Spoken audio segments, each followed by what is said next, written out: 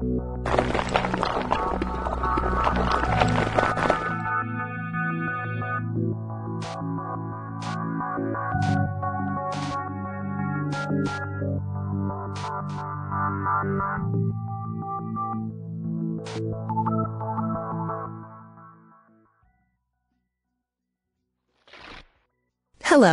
I'm going to take you on a brief tour of my world and explain why you might want to venture into virtual reality with your own avatar. There are many destinations in the virtual world that are worthwhile to visit. Places where you can talk to others, such as Second Life, learn new skills, and heal old wounds with the use of virtual Iraq. Virtual reality, VR, is a computer-generated three-dimensional world that allows the user to interact with an avatar like myself and become immersed in a computer-generated environment in a naturalistic fashion. Modern virtual reality fosters believability, also known as a sense of presence, through the use of such specialized technology as head-mounted displays, HMDs, game controllers, earphones, and sometimes tactile feedback devices. Many VR systems further the sense of presence by using avatars to support social interactions with other users. So what is an avatar? The word avatar derives from the Sanskrit word avatara, which means descent, and was associated with the practice of gods descending down to earth with a bodily incarnation. In the Internet age, the term avatar now refers to a digital representation of a human in a simulated or virtual environment. My avatar ancestors had humble origins.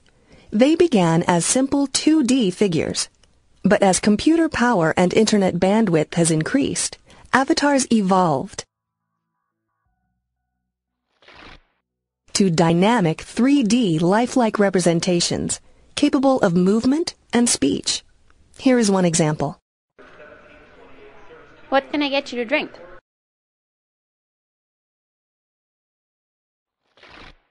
Over time, our physical and behavioral capabilities have grown in complexity and realism. A wide range of motor skills are simulated, including walking, running, sitting, sleeping, and eating. We can engage in many common human interactions, such as talking, fighting, and dancing. It all depends on where we live, the environment, and not all of us are the same. Avatars are now commonly used to create an online presence in chat rooms, forums, multiplayer games, and social network sites.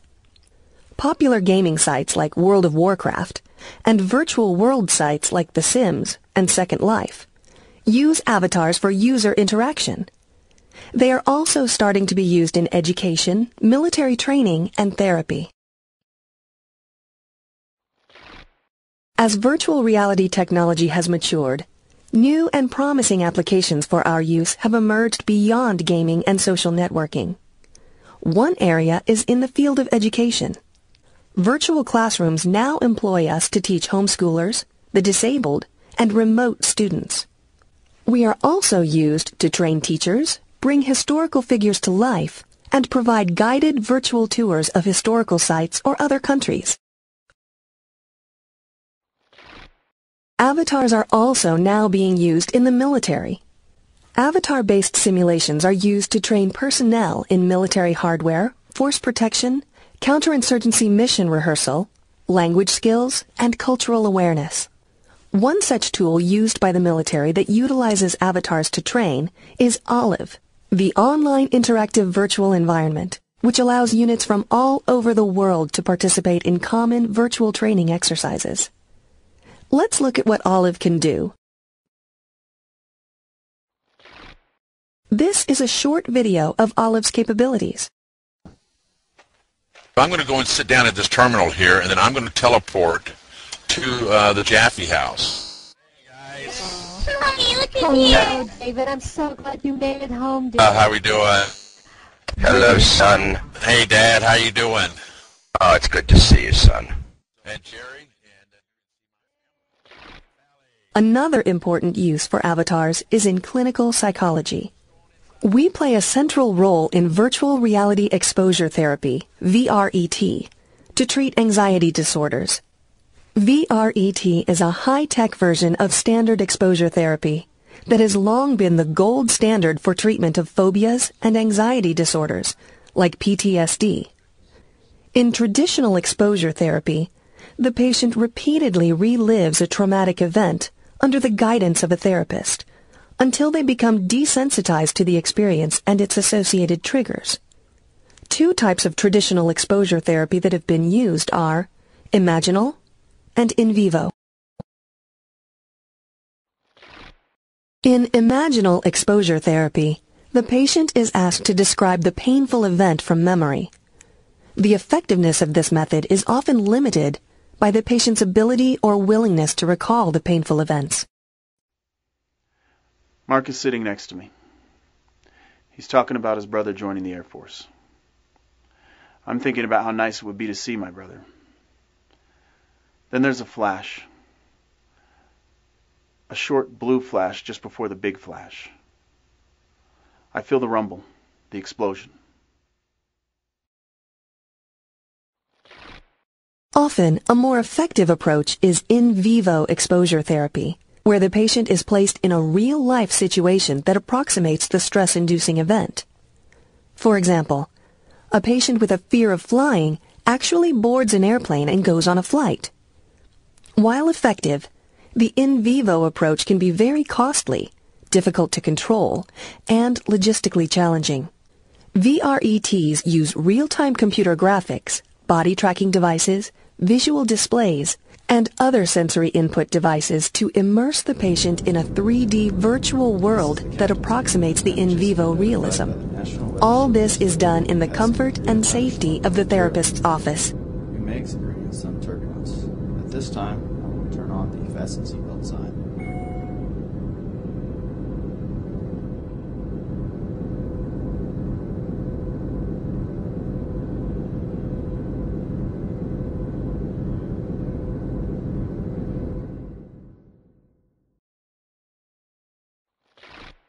Virtual Iraq is an example of a VRET system.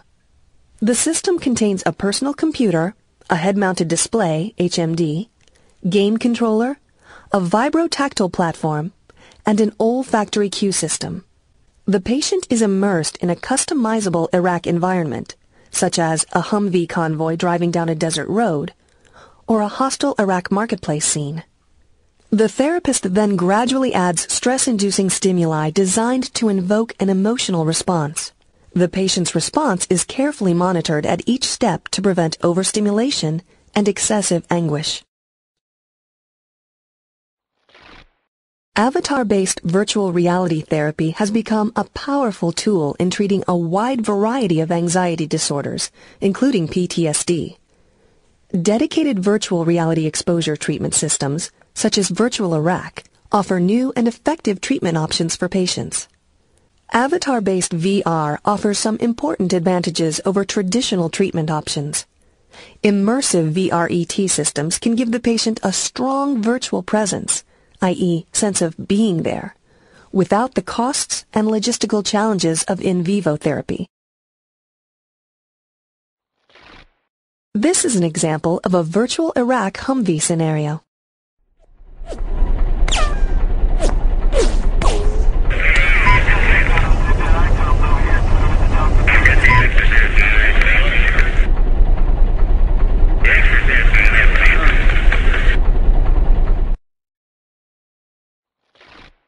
In addition to the standalone simulators, such as Virtual Iraq, there are also online avatar-based therapy resources available.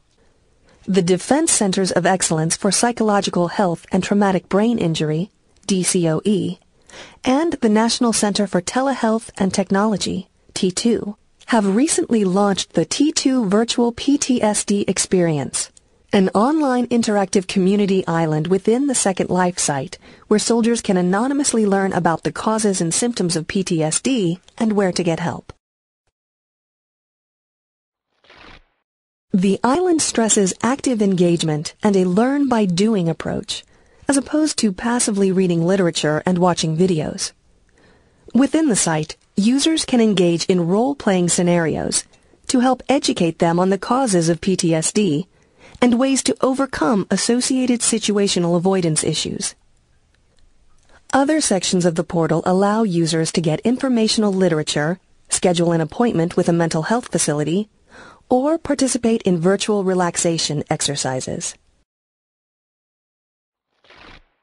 There are many advantages to using avatars in the clinical setting, such as access, clinical effects, and recording sessions. Now let's see how we are used to help with treatment. Avatar-based virtual reality has some significant advantages over traditional office-based anxiety disorder therapy. Chief among them is remote access to care via the Internet. Patients with acute symptoms can obtain assistance by visiting a VR site day or night without having to travel great distances to a therapist's office. Please note, sites may not be approved on most government networks. Federal employees who wish to experience these environments will need to do so through other network connections. Once online, they can access education materials, participate in virtual support groups where they discuss their common problems and provide emotional assistance, and in some cases, immediate care can be provided by online specialists. We also produce a measurable disinhibition or lack of restraint manifested in several ways, including disregard for social conventions. Patients lighten up and express emotions more openly when they use an avatar than they otherwise would in face-to-face therapy. They are also more apt to interact with other avatars to discuss common problems. Another interesting and often helpful approach to avatar-based therapy is the so-called Proteus effect. This concept takes its name from the Greek god Proteus, who is notable for having the ability to take on many different self-representations. It has been observed that patients may often take on the behavior of their online persona. Studies have shown participants who picked taller or more attractive avatars in immersive virtual environments were more outgoing and confident when interacting with other avatars. This effect often carried over into their real-world behavior. Since patients generally pick an avatar that reflects their own physical appearance, avatars can also help online therapists gain important insights into an anonymous patient's personality, gender, and ethnicity. Many patients with anxiety disorders are reluctant to seek therapy because of the stigma associated with mental illness. We can reduce this stigma by giving patients anonymity. Avatar-based VR puts patients in a safe, controlled world. Patients are more willing to engage in simulated traumatic events than in traditional in vivo therapy, which may be too realistic and intense. Patients can share their experiences with other online patients, thus increasing rapport and reducing feelings of isolation. One of the main strengths of virtual reality simulations is that they allow for the trauma-inducing stimuli to be ramped up in a gradual manner. This is not readily achievable in the real world, and effectively facilitates desensitization to anxiety cues and lowers the risk of relapse. Current virtual reality systems are more immersive, multisensory, and lifelike.